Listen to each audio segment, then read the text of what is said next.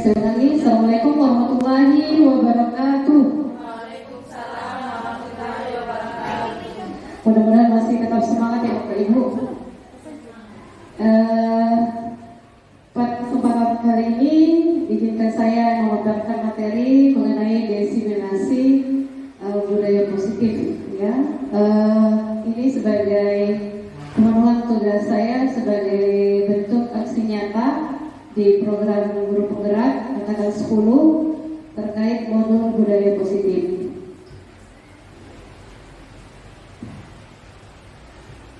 Baik, jadi ini tujuan kegiatan hari ini adalah membagikan pemahaman dan pengalaman terkait menerapkan konsep-konsep inti dari modul 1.4 yaitu budaya positif.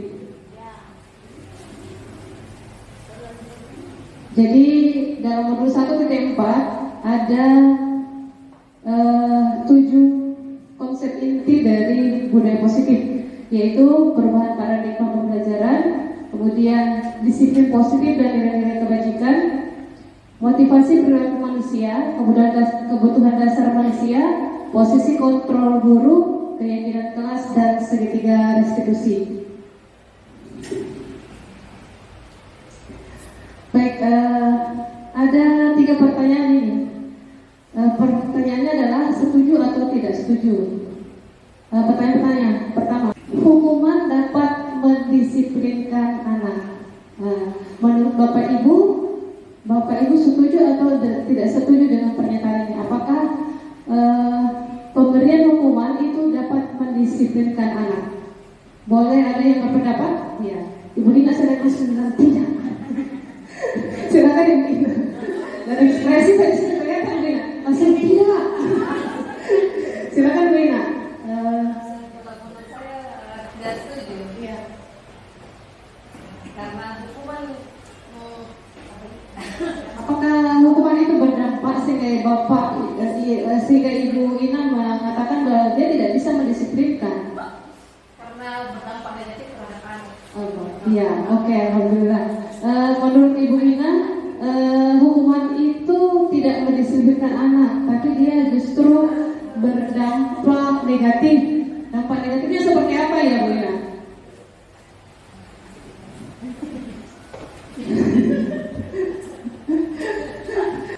Sifatnya sementara ya, jaraknya sementara, besoknya berbuat lagi. Oke, kemudian pertanyaan kedua, pemberian hukuman positif seperti membaca, membersihkan halaman dapat mendisiplinkan anak. Apakah dengan hukuman membaca, membersihkan halaman ini bisa mendisiplinkan anak? Bagaimana menurut Bapak Ibu? Tidak mau berekspresi lagi jadi nggak begitu. Silakan Bapak Ibu. Apakah pemberian hukuman membaca, misalnya dia terlambat datang, dihukum membaca saja, apakah besok kira-kira dia tidak akan terlambat lagi dengan hukuman tersebut, atau dia tidak mengerjakan tugasnya? Untuk mendisiplinkannya, ibu dan bapak guru memberikan hukuman membersihkan misalnya. Apakah itu mendisiplinkan? Menurut Bapak Ibu, setujukah? Ibu khusus, setuju atau tidak? Setuju. Alasannya Ibu? Karena kalau dengan hukuman seperti itu anak membaca, diharapkan anak-anak yang bisa kemampuannya untuk bisa lebih Rajin belajar. Jadi menurut Ibu, karena dia positif ya, membaca dengan membersihkan, jadi bisa mendisiplinkan menurut Ibu. Betul? Ya? Ya.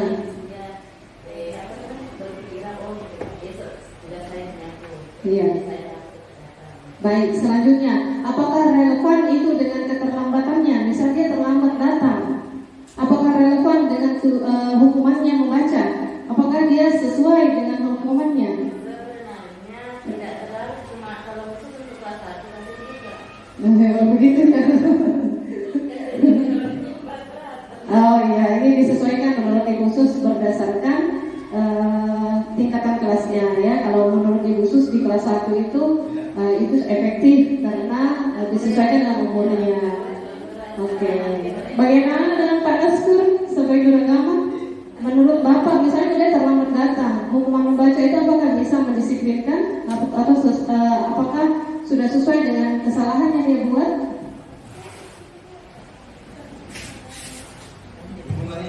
Ya, apakah itu termasuk hukuman yang mendisiplinkan? Bapak setuju atau tidak? Kalau saya, ya sah-sah saja. Oh, bisa-bisa saja. Artinya hukuman itu kan diberikan setelah diberikan pemahaman. Oh iya. Dia melanggar misalnya aturan atau tidak dengan kelas. Baik.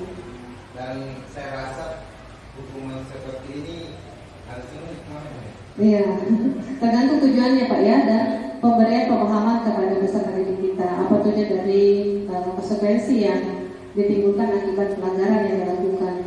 Nah, seperti itu. Iya, memberi musola Pak ya. Oke, selanjutnya memberi penghargaan dapat meningkatkan motivasi belajar. Setuju nggak Ibu Indah dengan pernyataan itu? Memberikan penghargaan dapat meningkatkan motivasi belajar anak. Ibu Indah setuju? Alasannya apa Ibu? Karena dengan memberikan penghargaan, anak-anak merasa bahwa hasil kerjanya itu dihargai. Baik. Sehingga dia bisa termotivasi untuk lebih tidak maju. Baik. Bagaimana dengan anak yang tidak diberi penghargaan Ibu? Apakah Ibu pernah memikirkan bagaimana dampaknya terhadap anak-anak yang tidak diberi penghargaan?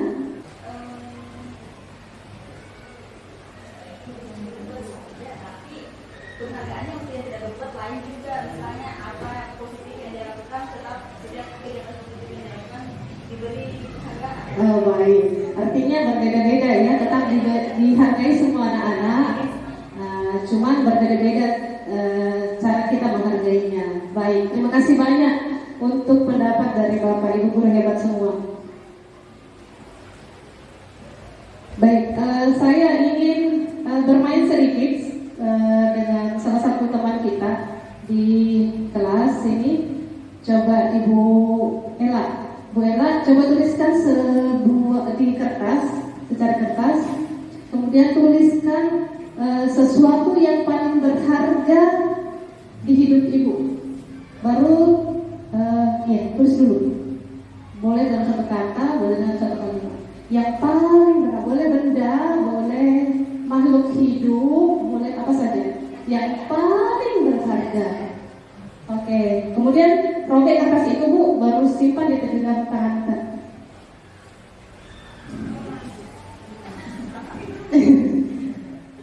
Saya ini kan nggak tahu ya apa yang ditulis Ibu Ella. Ella, sini Ibu Ella.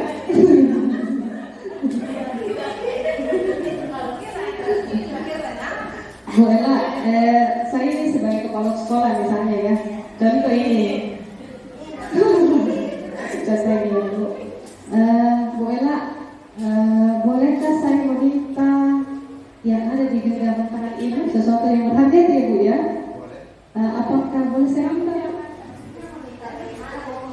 Iya, semua ini Bu. Oh, nggak bisa ya Bu. Kalau gitu begini Bu, saya bayar nih berapa saja. Nggak boleh kunci. Tidak mau nih kalau dibayar juga ini. Hah? Nah sekarang begini Bu saja Bu, saya kepala sekolah Bu. Kalau Ibu nggak kasih, saya pecat Ibu. Bagaimana?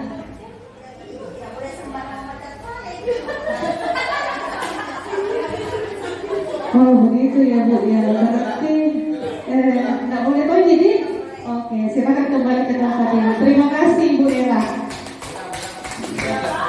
Oke Bu Ella, saya ingin tahu sebenarnya apa sih yang ada di tangannya Bu Ella itu sampai dia saya rayu tidak mau nih, saya kasih di uang juga tidak mau, saya bujuk-bujuk gitu, saya kasih penghargaan dengan uang tidak mau, saya ancam pun dia tidak mau buka tangannya untuk kasih Pak. Jadi apa itu Bu Ella?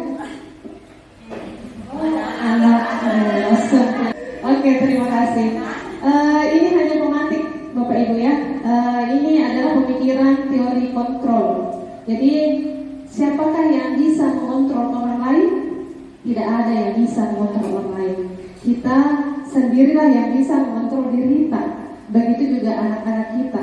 Kita tidak bisa kontrol, kita tidak dipaksa, kita tidak bisa ancam, karena hanya dirinya sendirilah yang bisa mengontrol dirinya.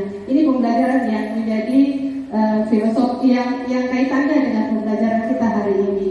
Ya, walaupun Bu Ella tadi sudah saya rayu, bebekku mintai, baru saya kasih lagi, penting panen, kasih uang, tidak mau juga. Jadi hukuman, penghargaan, ancaman itu tidak akan berlaku kalau tidak datang dari dirinya itu anak sendiri. Nah ini maksudnya. Jadi siapa yang bisa mengontrol adalah anak itu sendiri. Kita orang dewasa bisa gunakan jabatan? Tidak bisa. Kita sebagai guru bisa paksa anak kita? Tidak bisa. Itu pemahaman dari pembelajaran games tadi, ya Bapak Ibu. Nah itu semua ilusi. Ada yang disebut sebagai ilusi guru mengontrol murid. Jadi itu hanya ilusi, Bu. Anak-anak tadi. Jadi kalau anak tak sendiri yang tidak bisa merubah diri kita hanya bisa menuntut, tapi kita tidak bisa mengontrol. Anak-anak tak sendiri yang bisa mengontrol dirinya. Kemudian ilusi bahwa kritik membuat orang merasa bersalah dan menguatkan karakter, ini juga. Ilusi bahwa semua penguatan positif efektif. Tadi dengan rayuan, saya bilang, misalnya tadi saatnya saya bilang cantik lagi ibu, oh masa tidak dikasih ke rayu-rayu. Ilusi bahwa orang dewasa melihat seperti kita dengan murid kita sebagai orang dewasa di kelas, kita dianggap bisa memilihkan untuk memaksa, bisa memaksa, tapi tidak bisa kita kontrol. Ini ya dimaksud ilusi. Jadi ada perubahan seperti ini. Jadi dulu pembelajarannya ini, pertanyaannya siapa yang sesungguhnya bisa mengontrol adalah diri kita sendiri, ya. Jadi perubahan paradigma pembelajaran dari stimulus respon menjadi teori kontrol atau teori pilihan. Nah ini poin-poin khusus dalam pembelajaran budaya positif atau disiplin positif tentang teori kontrol, bahwa makna disiplin itu belajar kontrol diri dengan menggali potensi kita agar mencapai tujuan mulia. Kemudian teori motivasi. Jadi ada beberapa motivasi yang dilakukan seseorang. Itu satu, untuk menghindari hukuman, dua, untuk mendapatkan imbalan, tiga, untuk menghargai dirinya sendiri. Selanjutnya 5 posisi kontrol yang dapat dilakukan guru di kelas adalah penghukum, kemudian pembuat rasa bersalah, teman, pemantau, dan nanti akan kita jabarkan lagi di belakang. Sementara untuk 5 kebutuhan dasar manusia adalah bertahan hidup. Untuk bertahan hidup salah satunya kebutuhan adalah makan, minum, pakaian. Jadi kalau ada anak yang lapar di kelas dan mencuri makanan anaknya, berarti dia memiliki kebutuhan dasar yang tidak terpenuhi. Kemudian penguasaan, kasih sayang, dan rasa diterima. Jadi bisa anak di kelas itu cari keperhatian. Jadi butuh kasih sayang. Kesenangan ini terkait dengan anak-anak itu senang bermain. Jadi diupayakan bahwa pembelajaran kita laksanakan memasukkan permainan di dalamnya supaya anak-anak tidak bosan. Termasuk dengan kebutuhan kebebasan. Jadi dia butuh menuangkan minat dan bakatnya di kegiatan ekskul. Ini butuh dasar. Jadi yang saya maksud dengan perubahan paradigma baru, yaitu sebuah pergeseran mendasar dalam cara pandang dan pelaksanaan pembelajaran di Indonesia. Perubahan ini juga terbelakangnya adalah kebutuhan untuk menyiapkan generasi muda yang lebih kompeten dan siap menghadapi tantangan zaman. Jadi ciri-ciri utama dari perubahan pembelajaran paradigma baru adalah pertama, yang dulu berpusat pada guru sekarang adalah berpusat pada siswa. Kemudian holistik, artinya menyeluruh dan terintegrasi di semua pembelajaran. Jadi peserta didik tidak hanya memiliki kemampuan secara kognitif, tapi non kognitif juga, baik sosial maupun emosionalnya. Kemudian kontekstual, Dalam pembelajarannya kita berupaya selalu menghadirkan pembelajaran yang kontekstual sesuai dengan kesehariannya secara nyata. Selanjutnya aktif dan partisipatif berbasis proyek dan teknologi, karena menurut KHD itu anak itu memiliki memiliki kodrat alam dan kodrat zaman. Jadi selalu tuntut dia berdasarkan kodrat alamnya yang dia bawa dari lahir dan kodrat zamannya. Jadi kita ini seperti petani. Ketika kita menanam padi, tidak mungkin kita mengubah padi menjadi jagung. Jadi kita hanya menuntun tumbuhnya. Kita tidak bisa merubah kodratnya. Oke, selanjutnya saya kembali lagi tadi. Jadi tujuan pendidikan kita, tujuannya adalah wujudkan profil pelajar Pancasila, yaitu 6 dimensi ini: beriman dan bertawakal pada Tuhan Maha Esa, berkebinekaan global, gotong royong, kreatif, benar, kritis, dan mandiri.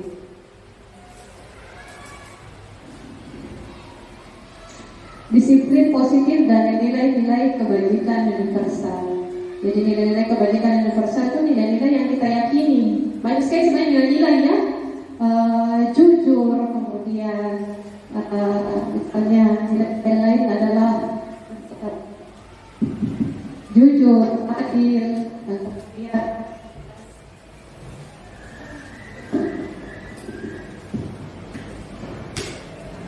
kita lagi nilai-nilai yang tentunya diyakini oleh kita.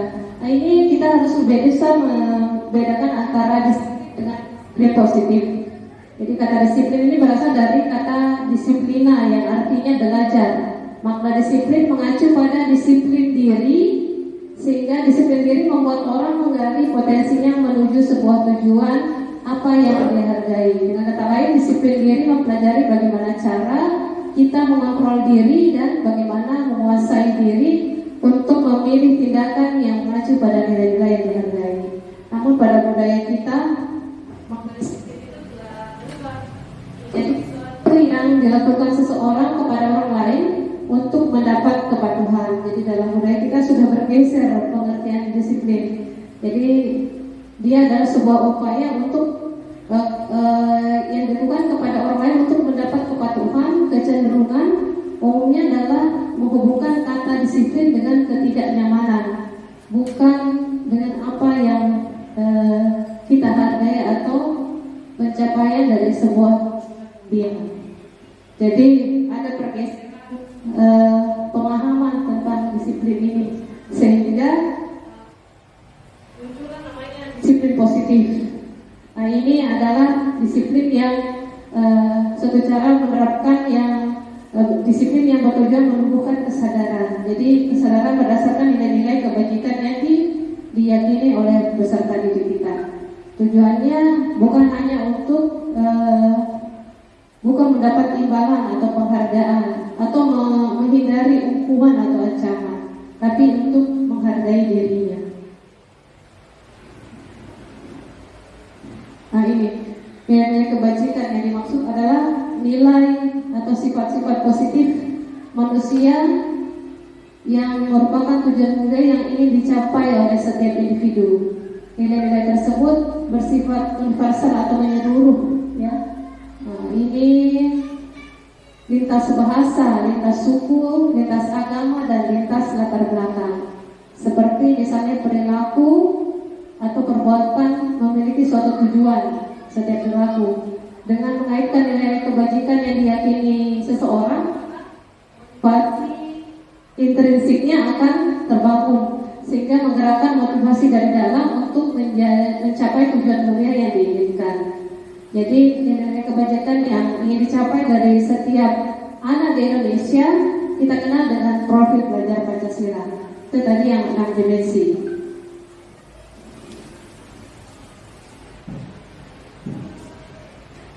Sekarang kita berbicara tentang kebutuhan dasar manusia. Setiap perilaku itu memiliki tujuan. Jadi tujuan utamanya adalah memenuhi kebutuhan dasar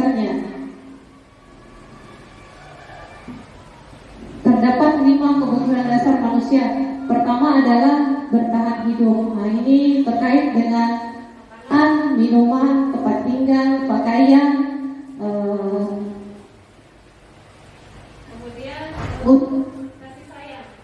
pada kebutuhan dasar kasih sayang ini yang dimaksud adalah rasa diterima, disayangi, diperdulikan, berbagi, kerjasama, menjadi bagian daripada kelompok, diterima oleh sebuah kelompok. Jadi ketika ada peserta didik kita merasa tersisih dari kelompok temannya, maka tentunya ada dampak yang atau perilaku yang akan ditunjukkan. Nah, ini bisa kita kategorikan sebagai kebutuhan dasar kasih sayang dan ingin diterima. Selanjutnya adalah penguasaan. Yang dimaksud dengan kebutuhan dasar penguasaan adalah harga diri, keinginan untuk dianggap, memimpin, berprestasi, diakui dan didengarkan. Jadi dorong siswa-siswa untuk bergiliran menjadi pemimpin di kelasnya. Jadi sebenarnya walaupun dia tidak mau, tapi dia ingin sebenarnya. Nanti akan kelihatan nanti pada saat teman-temannya yang lain mau, dia menyendiri di belakang. Itu perlu kita motivasi untuk kita beri kesempatan dalam mengekspresikan dirinya ikut minimal kalau di kegiatan pembelajaran Bapak Ibu bisa membuat giliran memimpin di kelas, misalnya ketika berdoa. Jadi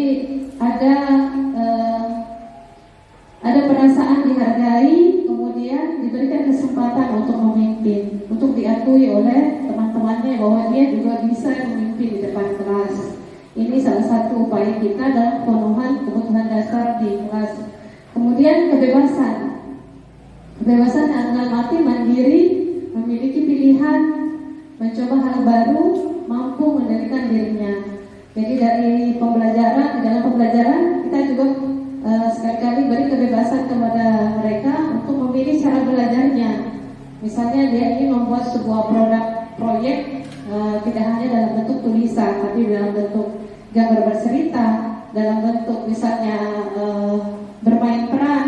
Ini kita bisa gunakan sebagai teknik dalam mengekspresikan kebebasannya di dalam kelas. Kemudian kesenangan bermain, antusias, senang dan tertawa. Anak-anak itu kalau di sekolah atau di kelas selalu ingin bermain terus. Datang ke sekolah, kalau saya di kelas ini selalu bilang, Bu, ayo games. Hari-hari kemudian setiap hari, Bu, ayo games. Jadi kalau kita di pembelajaran sebaiknya memasukkan itu, karena itu memang sudah kodratnya. Anak itu selalu ingin bermain.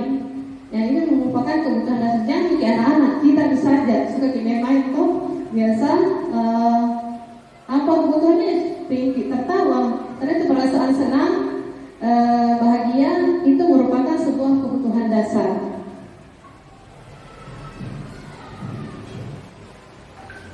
Baik, ini terkait motivasi perilaku manusia.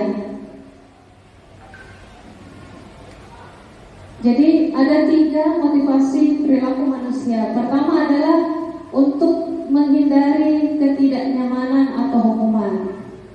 Jadi pertanyaan yang muncul dari motivasi ini adalah apa yang akan terjadi apabila saya tidak melakukannya? Apa yang terjadi? Atau misalnya anak-anak kita itu mengerjakan tugas karena apa? Apakah karena tanggung jawabnya? Saya harus bertanggung jawab dengan tugas saya, atau karena saya nanti dihukum di sekolah dari hukuman. Jadi motivasi itu kembali lagi kepada anak kita. Apa? Jadi ada 3 ya. 1, menghindari ketidaknyamanan atau hukuman, tidak mau dihukum, saya kerja tugasnya. Kedua, untuk mendapat imbalan atau penghargaan dari orang lain. Contohnya, bekerja di tugas supaya ada nilai hukum. Jadi ini nilai merupakan dalam bentuk penghargaan yang ingin diperoleh anak karena nilai. Saya mau dapat nilai dari tugas. Kemudian apa pertanyaan yang muncul dari motivasi ini adalah apa yang akan saya dapatkan apabila saya melakukannya. Kemudian motivasi perilaku ketiga adalah ingin menjadi orang yang mereka inginkan dan menghargai dirinya dengan nilai yang nilai-nilai yang mereka percaya. Nah, ini adalah motivasi yang muncul dari dalam dirinya. Nah, ini yang disebut sebagai motivasi intrinsik. Nah, ini apa pertanyaan yang muncul, bahwa orang dengan motivasi ini akan bertanya, akan menjadi orang seperti apa apabila saya melakukannya. Dia membayangkan dirinya. Jadi bukan hal yang didapatkan, tetapi memang dia akan dapatkan, tapi dalam jangka panjang. Kalau penghargaan kan jangka pendek. Maka nilai-nilai ini yang dia percaya, bahwa kalau saya mengerjakan tugas, saya bisa bertanggung jawab, saya bisa melatih kemandirian saya. Nah, seperti itu. Tapi sudah ada di dalam diri murid-murid kita itu, ada yang memang sudah muncul motivasi intrinsiknya. Ada yang memang sekedar untuk mendapat nilai mengerjakan tugas. Ada juga untuk menghindari hukuman, sehingga ketika dia mengerjakan tugas, yang penting sudah bekerja, tidak dihukum mah, biar hasilnya nol, yang penting ada bekerja. Nah, ada seperti itu. Ya, itulah 3 motivasi perilaku yang ada pada manusia. Ini. Jadi untuk motivasi pertama dan kedua, untuk menghindari hukuman dan mendapatkan penghargaan, itu adalah motivasi eksternal. Seperti yang saya contohkan kepada Ibu Indah tadi, penghargaan. Kalau kita memberi hadiah, apakah itu bisa meningkatkan motivasi? Benar, tapi itu secara eksternal, dari luar, maka sifatnya adalah sementara. Ketika kita tidak janjikan lagi, maka dia tidak akan berbuat lagi. Berbeda ketika anak-anak memang dari dalam dirinya muncul, saya harus bertanggung jawab dengan tugas saya tanpa ada penghargaan. Ini untuk diri saya nanti di masa depan. Jadi itu adalah motivasi internal untuk menghargai dirinya, menjadi orang seperti apa dia nanti di masa depan. Nah, sekarang kita masuk ke hukuman vs konsekuensi vs restitusi. Baik, ada 4 kalimat di pernyataan di atas. Hukuman atau konsekuensikah ini? Ibu Wika, coba saya minta pendapatnya. Pencatat 100 kali dalam buku kalimat, saya tidak akan terlambat lagi karena terlambat ke sekolah. Jadi disuruh dihukum diberi tugas mencatat 100 kali di dalam buku dengan kalimat saya tidak akan terlambat lagi karena dia dapat terlambat ke sekolah. Apakah ini hukuman atau konsekuensi?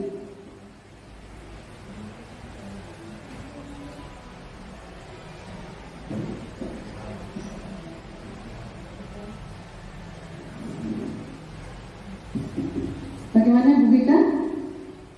Menurut ini hukuman atau konsekuensi? Silakan Bu. Kalau menurut Ibu hukuman, bilang saja hukuman. Kalau bilang konsekuensi, bilang konsekuensi. Menurut saya ini konsekuensi. Begitu. Bagaimana Bu Bika? Atau saya begini saja. Saya vote ini saja. Yang bilang hukuman ini nomor 1 siapa? Katakan.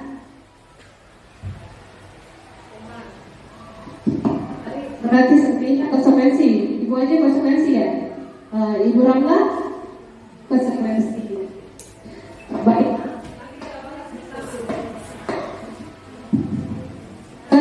Untuk pertanyaan kedua,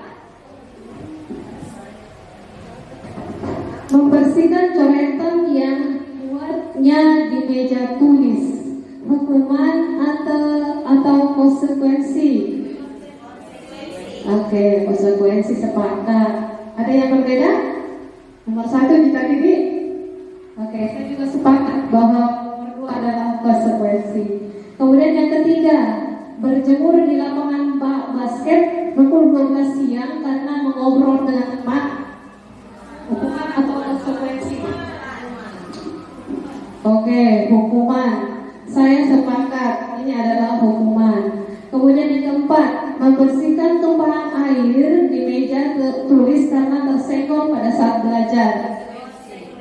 Ini konsekuensi.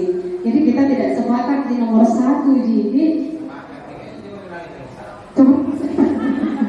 mencatat 100 kali di dalam buku dengan kalimat saya tidak akan terlambat lagi karena terlambat ke sekolah. Bagaimana? Silakan. Apa konsekuensi atau hukuman? Itu bilang konsekuensi. Kalau saya menjawab itu adalah konsekuensi. Mengapa konsekuensi? Karena ada kata di situ karena terlambat. Jadi dia relevan dengan ya pelanggaran yang dia lakukan. Kalau hukuman itu dia tidak relevan gitu. Dia nggak sinkron dengan apa? Maksudnya nggak nyambung pelanggarannya dengan hal anunya konsekuensi yang harus diterima, ya.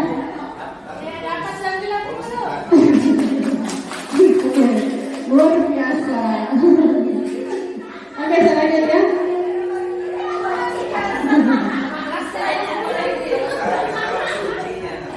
Ini disinilah perbedaannya Bapak Ibu. Jadi kalau hukuman itu modenya mode paksaan. Kalau konsekuensi modenya stimulus respon. Ada sebab ada akibat. Kemudian kalau restriksi itu adalah teori kontrol. Nah, kemudian bersifat satu arah. Kalau hukuman restriksi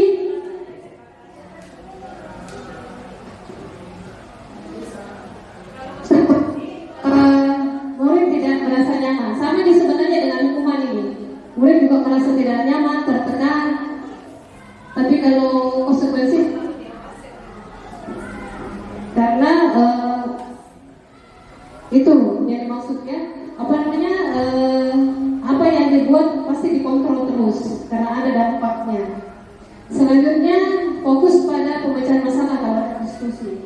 Jadi restitusi itu nanti banyak mengarahkan pada proses dialog supaya peserta didik kita itu menyadari apa yang dia lakukan itu salah, kemudian mengingat kembali apa yang dia yakini, kemudian mencari solusi dari permasalahannya sendiri. Dia sendiri yang tentukan, oh saya harus seperti ini. Itu restitusi. Kemudian kalau itu bisa meninggalkan dampak buruk. Seperti tadi itu nulis 100 kali di mana? Di buku tulisnya itu tidak.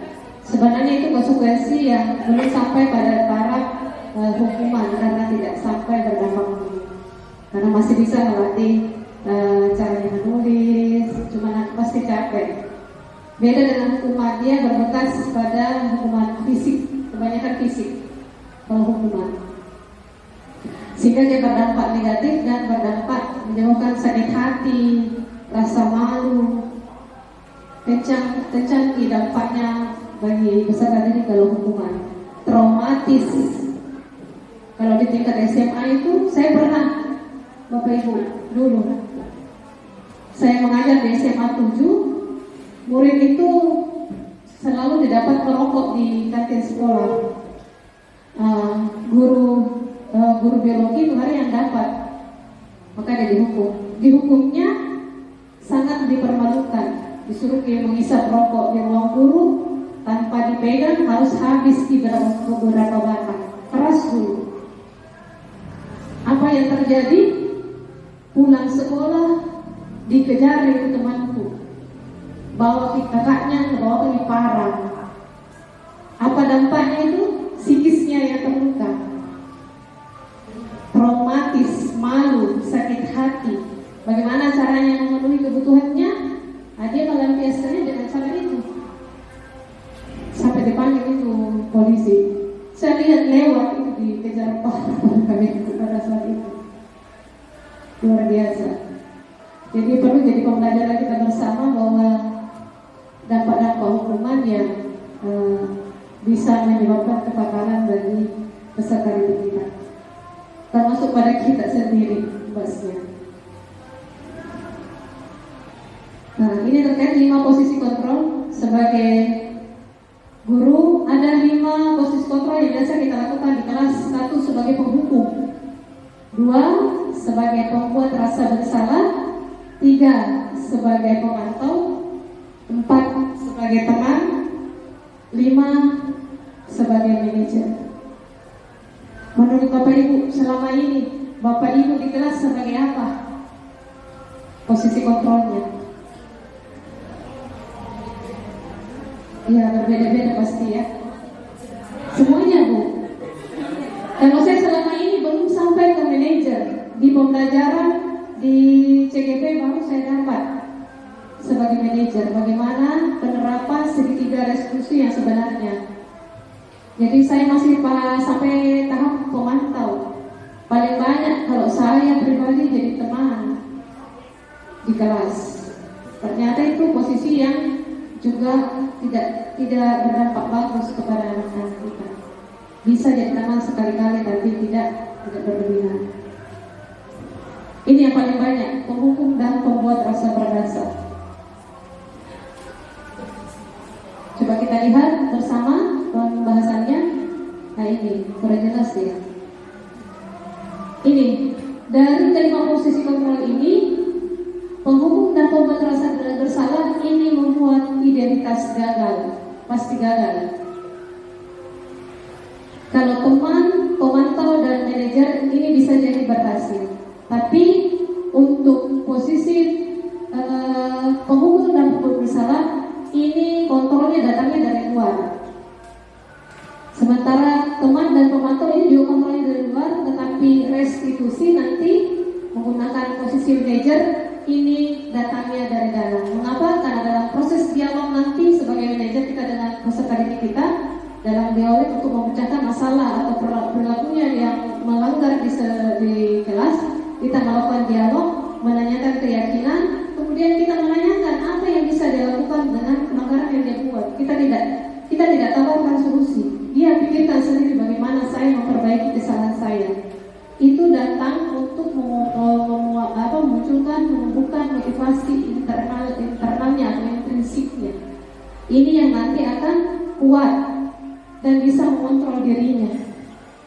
Kalau sudah tumbuh. Kalau yang datangnya dari luar, kayak tadi Bu Ella kasih hadiah tidak sesuai. Karena dalam dirinya dia meyakini bahwa ini berharga. Nilai-nilai yang berharga dalam dirinya termasuk anak kita. Ketika dia sudah meyakini nilai-nilai yang berharga dalam dirinya, maka tidak khawatir lagi. Ketika kita tinggal di mengajar, kita tidak khawatir nih anak-anak kita mengerjakan tugas atau tidak itu. Kalau dia sudah termotivasi dalam dirinya, dia memiliki tanggung jawab, dia akan kerja tanpa ada guru di dekatnya. Ini motivasi internal yang bisa terbangun dengan posisi manajer. Jadi apa yang guru lakukan pada posisi penghukum yaitu menghardik, menunjuk kamu bentuk orang yang selalu itu adalah posisi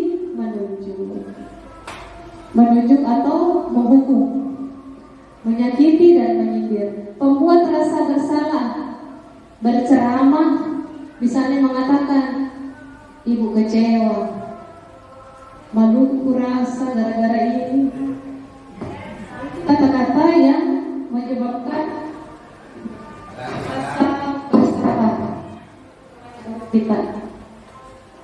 Selanjutnya posisi teman, membuat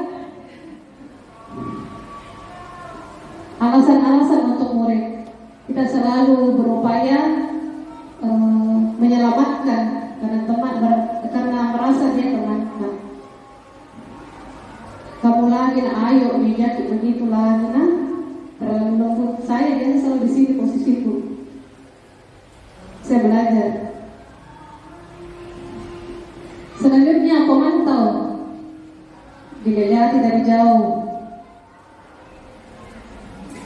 Belum tentu merasa dari jauh dilihat, biasa cuek kunci.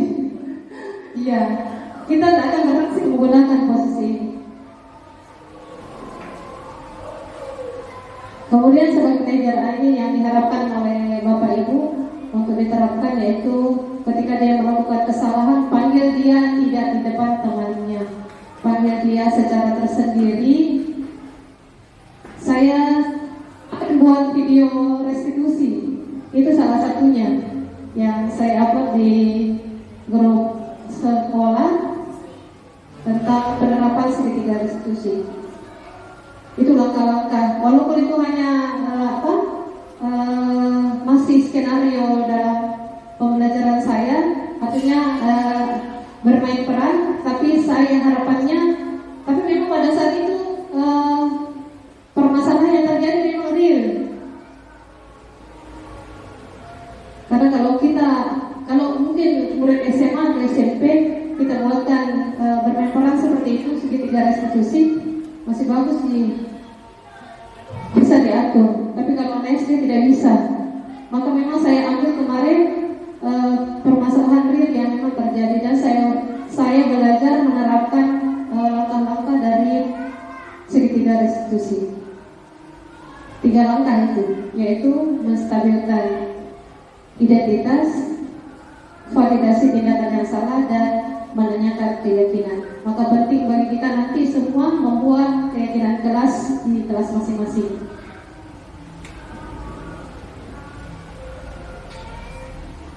Ini contoh penerapan posisi kontrol. Kasus siswa tidak memakai atribut lengkap saat upacara bendera. Maka hukum, kalau kita sebagai penghukum, hormat bendera selama 1 jam. Nah, ini adalah bentuk hukuman atau posisi kontrol hukum. Membuat rasa bersalah, ibu kecewa sama kamu. Berapa kali ibu bilang berpakaian itu harus lengkap. Kecewa Pak. Nah, itu adalah pernyataan yang membuat rasa bersalah pada diri anak. Ketiga, teman, ayolah, masa kamu tidak pakai atribut dan kalian pakai ya? Kemudian pemantau. Kalau pemantau lebih kepada peraturan sekolah. Kamu tahu apa peraturan sekolah tentang perlengkapan atribut sekolah? Nah, kalau pemantau itu biasa menanyakan konsekuensi. Harus bagaimana? Nah, pada saat posisi media digunakan, kamu tahu kesalahanmu hari ini, jadi didiskusikan bersama mengenai, diajak untuk mengingat hari ini dia berbuat kesalahan apa, kemudian bersedia tidak dia memperbaikinya, keyakinan apa yang dia miliki tentang itu, dan apa kira-kira yang bisa dia untuk memperbaiki kesalahannya. Jadi ada beberapa tahapan proses.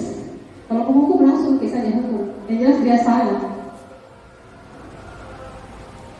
Kalau pembuat rasa bersalah, ada kata-kata yang menyebabkan psikisnya yang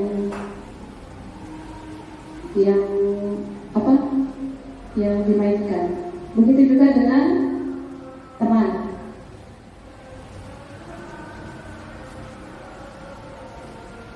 Di posisi kontrol manakah saya selama ini? Coba ingat. Kalau Pak Naskur di mana Pak Naskur? Tidak pindah nih Pak. Paling jauh di mana Pak? Paling jauh di mana nih? Sudah sampai manajer nih Pak? Sudah pernah atau pernah menjadi manajer? Sudah pernah. Alhamdulillah. Artinya butuh konsisten mami ini. Kalau Ibu Indah? Ya, kadang-kadang di posisi berubah-ubah ya, tergantung mungkin permasalahan. Kalau Ibu Haji sama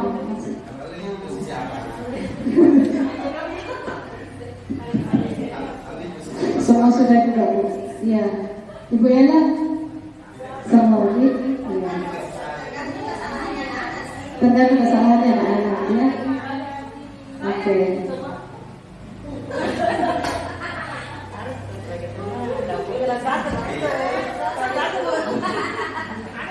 Mari kita masuk ke keyakinan kelas. Mengapa keyakinan kelas?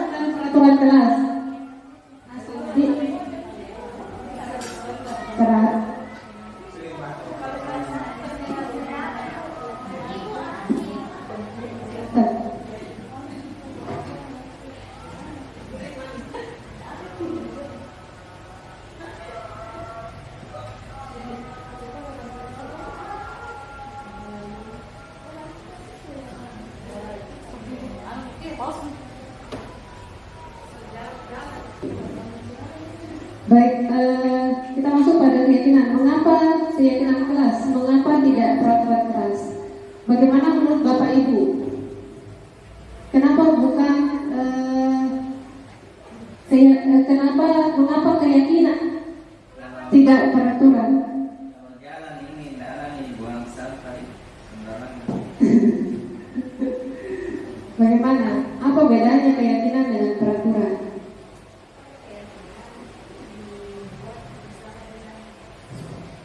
Super sekali, Bu.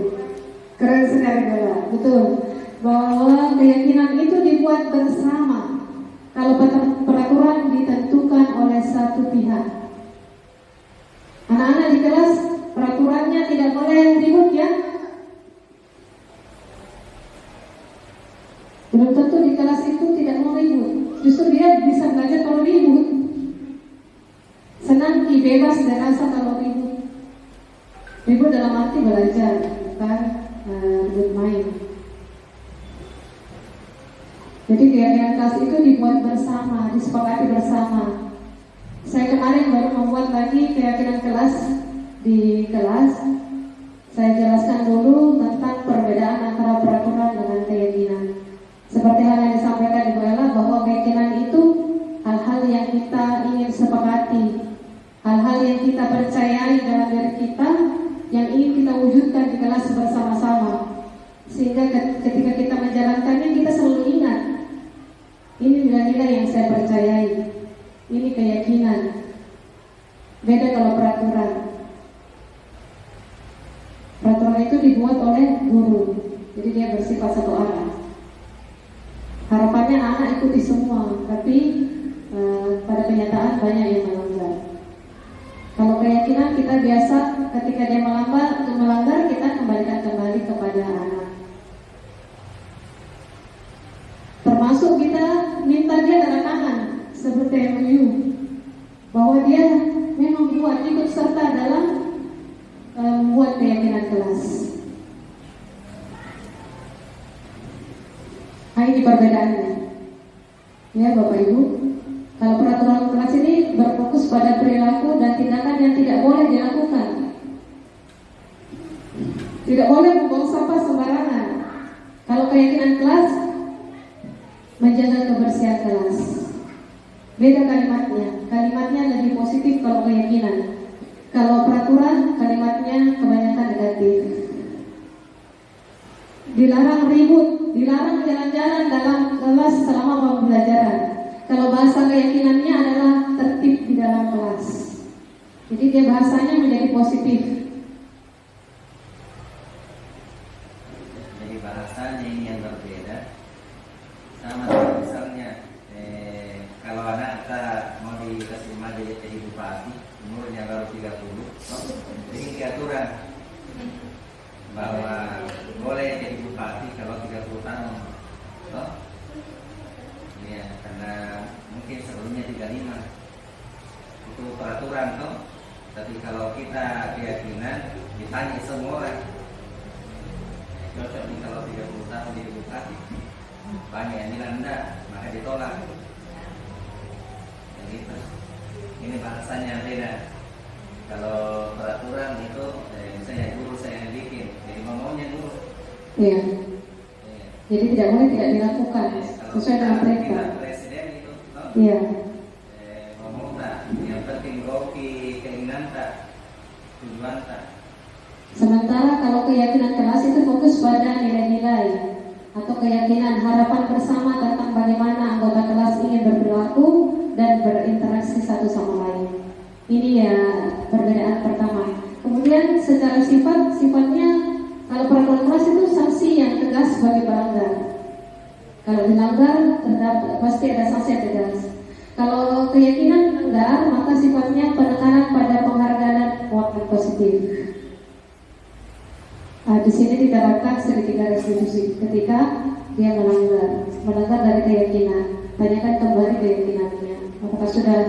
Apakah memang yang dia yakini hal yang dilanggar itu sesuai dengan keyakinannya atau tidak? Dia akan jawab sendiri itu. Memang tidak langsung drastis berubah. tapi nanti perlahan-lahan akan tumbuh. Itu yang menjadi harapan. Jadi memang harapan kita nanti di masa depan terwujudnya peserta didik yang berprofil belajar Pancasila. Selanjutnya orientasinya berfokus pada kontrol sebagai pengawas kalau peraturan. Sementara keyakinan posisinya adalah sebagai manajer, berfokus pada pengembangan karakter dan rasa tanggung jawab. Motivasi, kalau peraturan siswa mematuhi karena takut atau hukuman, bahkan atau karena penghargaan. Kalau keyakinan adalah motivasinya, siswa mematuhi keyakinan kelas karena ingin melakukan hal yang benar dan menjadi bagian dari komunitas yang positif. Nah, ini perbedaannya ya. Jadi seseorang akan lebih tergerak dan bersemangat untuk menjalankan keyakinannya daripada sekadar mengikuti serangkaian peraturan tertulis tanpa makna. Ini kalimat yang terinspirasi dari perbedaan antara peraturan dan keyakinan. Jadi ini ada beberapa prosedur pembentukan keyakinan, yaitu mempersilahkan warga sekolah atau murid-murid di kelas untuk curah pendapat tentang peraturan yang ingin disepakati di sekolah atau di kelas. Kemudian mencatat semua masukan dari semua murid di papan tulis seperti ini bisa Bapak Ibu lakukan. Jadi semua berhak memberi pendapat tentang nilai-nilai yang dia percayai untuk menjadi keyakinan kelas. Setelah itu susunlah sebuah kalimat keyakinan kelas dengan prosedur dengan menggunakan kalimat-kalimat positif. Hindari bentuk-bentuk kalimat negatif. Selanjutnya, setelah keyakinan kelas terbentuk, dipersilakan semua meninjau ulang dan menyetujuinya, termasuk guru dan semua murid. Bisa juga diletakkan di dinding dan tempat yang mudah dilihat oleh semua warga sekolah. Buatkan dia daftar tanda tangan kesepakatan. Jadi kapan-kapan melanggar bisa dikembalikan lagi. Ini contoh kalimat keyakinan. Selalu bersikap positif. Jadi tidak ada kata tidak dan dilarang. Dilakukan negatif yang ada di keyakinan kelas. Nah, ini untuk segitiga restitusi.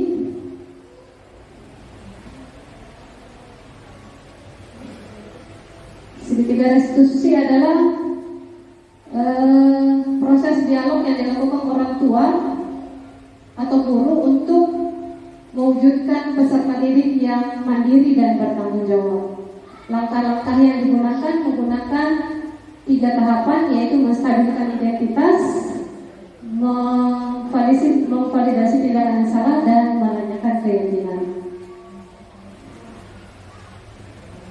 Menstabilkan identitas dibuat berdasarkan membuat kesalahan pada proses belajar. Jadi ketika kita berdiskusi dengan anak-anak, berbuat salah itu hal biasa, nah. Yang penting kamu bisa tahu bahwa itu salah. Jadi dalam posisi ini atau tahap ini, guru menggeser identitas gagal ke identitas sukses. Jadi walaupun dia salah, kita arahkan bahwa semua orang pernah berbuat salah, termasuk kita. Ini biasa yang dikatakan guru. Guru berkata berbuat salah itu hal manusia. Dan manusia yang sempurna, Bapak Ibu juga pernah salah. Kita pasti bisa menyelesaikan permasalahan ini. Bapak Ibu tidak mau cari tahu siapa yang benar dan yang salah. Kemudian kita tidak menyalahkan dirimu sendiri, terus apakah kamu itu baik apa tidak. Nah, ini tahap namanya menstabilkan. Sekarang tahap validasi yang salah. Berdasarkan prinsip ini dibuat bahwa setiap perilaku berupaya memenuhi kebutuhannya. Jadi ada tujuan dari perilakunya atau kebutuhan dasar yang dia ingin penuhi sehingga dia berbuat. Maka kita harus mengenali dan mengakui kebutuhan murid sehingga kita bisa memperbaiki kesalahan murid tersebut. Ini yang biasa dikatakan, kamu bisa saja melakukan hal yang lebih buruk tapi kamu tidak melakukannya, atau kamu pasti punya alasan mengapa melakukannya. Jadi ada alasannya dari tindakan yang dilakukan. Ini adalah pada tahap validasi kebutuhan. Tahap terakhir adalah menanyakan keyakinan. Pada tahap ini, murid diberikan pertanyaan-pertanyaan bermakna yang memunculkan motivasi secara intrinsik. Jadi setelah kita mengetahui alasan atau kebutuhan dasarnya, kita menanyakan kembali apakah perbuatan yang dia lakukan itu sesuai dengan keyakinan kelasnya. Kalau melanggar pasti dia bilang tidak sesuai. Setelah itu, apakah keyakinan yang kamu jadi apakah keyakinan yang dia yakini itu penting atau tidak? Pasti jawab penting. Setelah itu kita menawarkan apakah dia mau memperbaiki kesalahannya. Pasti mau. Saya kemarin menangani kasus anak-anak berkelahi, ada satu orang tidak mau terima. Ternyata saya tanya lagi, saya bilang, ternyata saya belum melihat kebutuhan dasarnya. Dia ingin anak yang memukulnya itu tidak dekat-dekat sama dia, minta menjauh dulu. Jadi memang harus ada proses dialog. Kita kenali dulu kebutuhan dasarnya untuk bisa mengetahui apa solusi apa yang bisa nanti dia tawarkan atau kita tawarkan untuk menjadi pilihannya nanti di pemecahan masalahnya.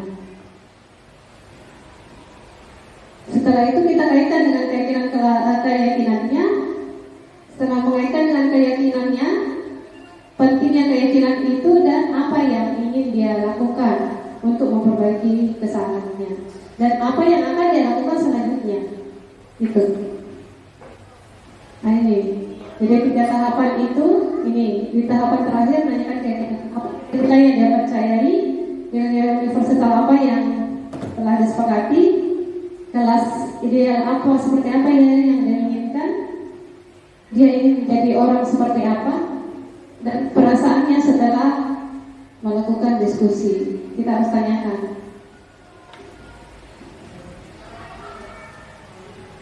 Nah ini. Kemarin contoh kasus pertama, ini yang saya buat kemarin adalah pada saat ini Aulia memang 1 minggu terakhir dia tidak masuk tanpa keterangan. Ini karena video saya kecil, jadi saya kasih teks tulisan supaya orang tahu apa yang. Jadi saya mau validasi menstabilkan identitas di sini, menanyakan mengapa dia tidak pernah masuk ke sekolah setelah masuk sekolah, dan saya harus kasih ingat dia selama lama, dia harus ingat dulu berapa lama dia tidak masuk. Kemudian alasannya apa? Kenapa hadir tidak 1 minggu tidak hadir dan tanpa keterangan? Dia bilang banyak acara di rumah. Cara katanya dari luar ya. Iya, tanpa informasi.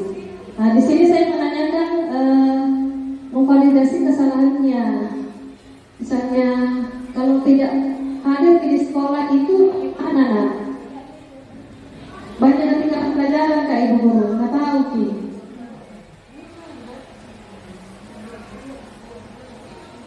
Kemudian saya kasih ingat lagi, apa keyakinan kelas kita nak terkait dengan pelanggaran yang kamu buat?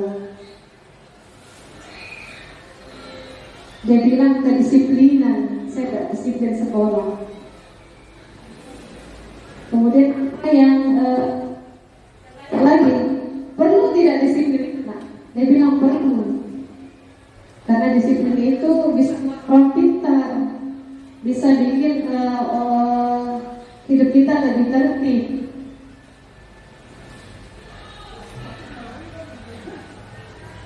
Ini video yang sempat saya share di grup. Jadi setelah dia meyakini bahwa kedisiplinannya penting, kemudian dia bagaimana nih caranya perbaiki? Dia bilang lagi rajin ke sekolah. Kalau tidak masuk tak izin nih. Saya tekankan lagi, tidak semua itu kalau saya minta izin, saya izinkan juga. Pasti ada hal-hal yang sifatnya mendesak, berusaha diizinkan. Kalau tidak bisa juga, harus tetap ke sekolah. Terus bagaimana cara memperbaiki ketinggalan pelajaran?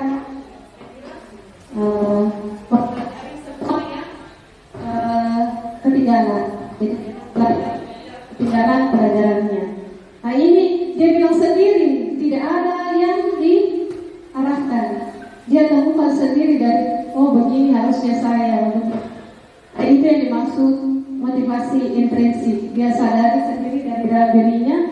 Nanti kapan-kapan dia berbuat seperti itu, dia akan ingat, kemarin itu saya kan dia bilang begini. Jadi tidak pernah disuruh sama ibu. Dia menyadari sendiri. Ini terkait dengan keinginan. Saya kira Bapak Ibu sudah nonton semua. Nah, ini yang berbalik dia berikan sendiri. Apa pelajaran kita? Apa pelajaran kita?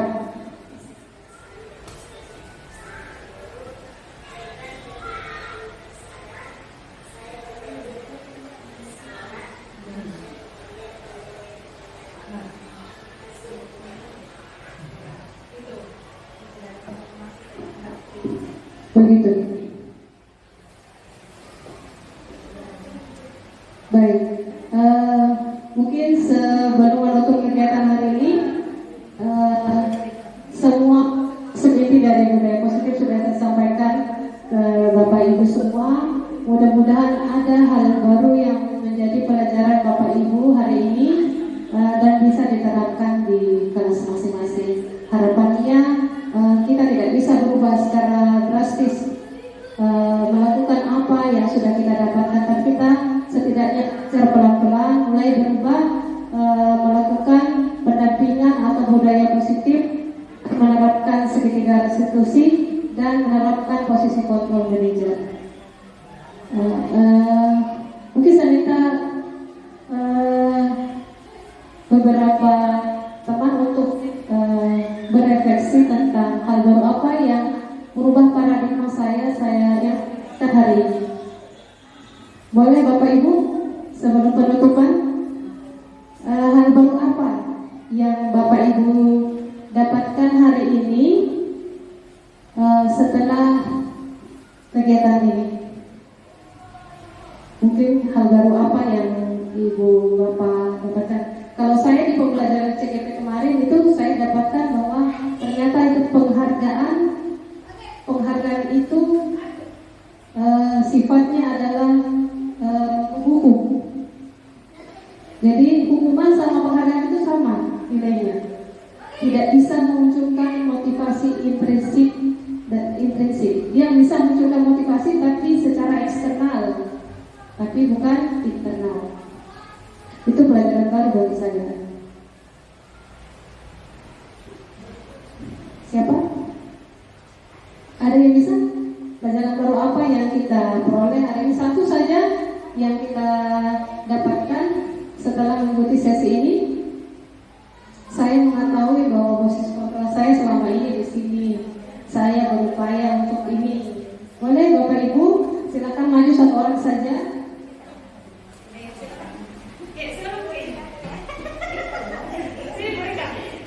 Ayo berikan.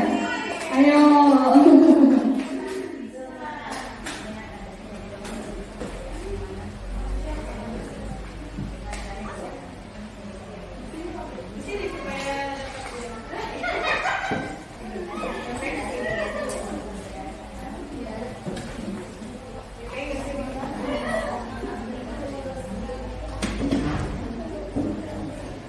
Baik, bismillahirrahmanirrahim. Dengan adanya kegiatan ini, hal baru yang saya pribadi juga pelajari mempelajari bahwa ternyata konsekuensi dengan hukuman itu sangat berbeda sekali. Selama ini saya mengira bahwa apa yang saya lakukan di dalam kelas itu adalah konsekuensi, ternyata itu adalah hukuman. Jadi terima kasih atas informasinya, terima kasih atas ilmunya. Terima kasih. Baik. Kalau nomor 2, perasaan apa yang muncul selama mengikuti sesi ini? Boleh bantu saya salah satunya, Ibu, Bapak? Bagaimana perasaan tak? Ibu Ida mungkin bisa bantu saya? Perasaan tak selama mengikuti sesi?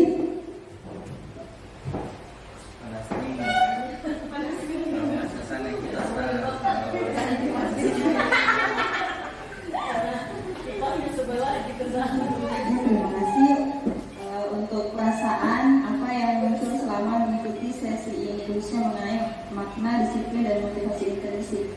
Perasaannya senang dan berterima kasih karena sudah diberikan informasi yang sangat luar biasa. Indah. Peran Among seperti apa yang telah dilakukan selama mengikuti destinasi? Peran apa yang selama ini Ibu Guru jalankan di kelas? Setelah mengikuti kegiatan ini, peran apa yang Ibu Guru akan ambil? Kan ada tadi 5 peran ya, 5 posisi kontrol. Kira-kira perannya sebagai apa yang akan Ibu jalankan ke depan setelah mengikuti diskriminasi? Boleh? Perannya apa, Bella?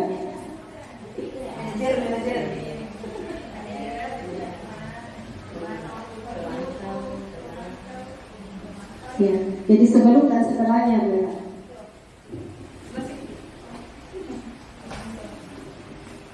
Terima kasih. Hanya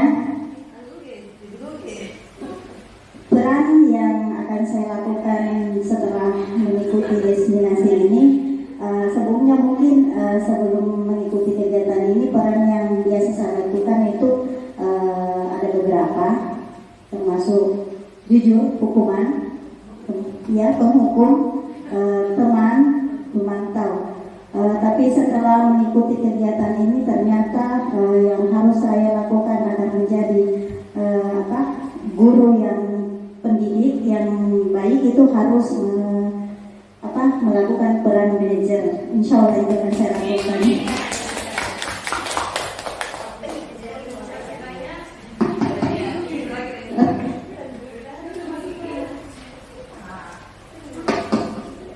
Pertanyaan terakhir, untuk menjadi Among atau peran manajer seperti yang telah kita pelajari, saya akan menjadi Among yang seperti apa? Setelah mengikuti diseminasi ini, kira-kira Ibu Bapak ingin menjadi Among yang seperti apa? Setelah kegiatan ini, mungkin ada yang bisa Bina, di pertanyaan terakhir nih Bina, sebelum menutup kegiatan ini, kira-kira peran aku seperti apa? Menuntut yang Ibu akan kerjakan mengikuti benar. Ya, silakan. Sini Ibu ya. Ya, benar sekali.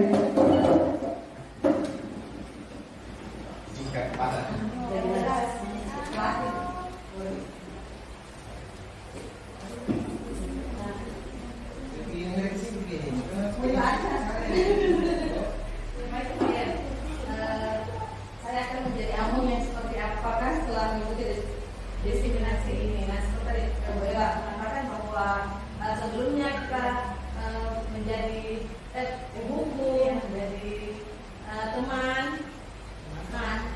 memantau. Semoga setelah ini kita mengikuti ini, kita bisa menjadi seorang manajer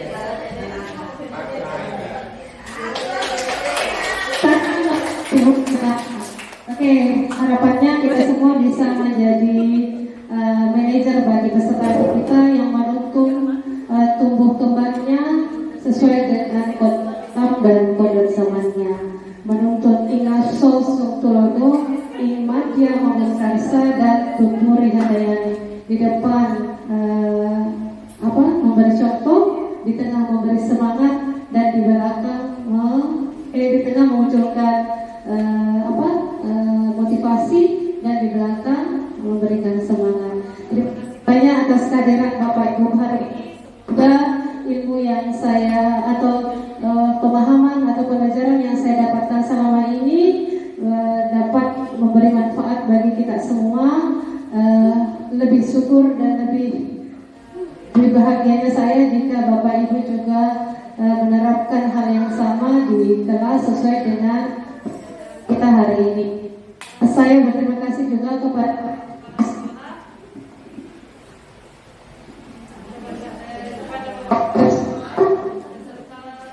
guru semuanya atas dukungan dan supportnya terhadap terselenggaranya pelaksanaan kegiatan hari ini. Saya tutup dan mengucapkan Alhamdulillahirrahmanirrahim. Billahi taufiq wal hidayah. Wassalamualaikum warahmatullahi wabarakatuh. Ini Bapak Ibu.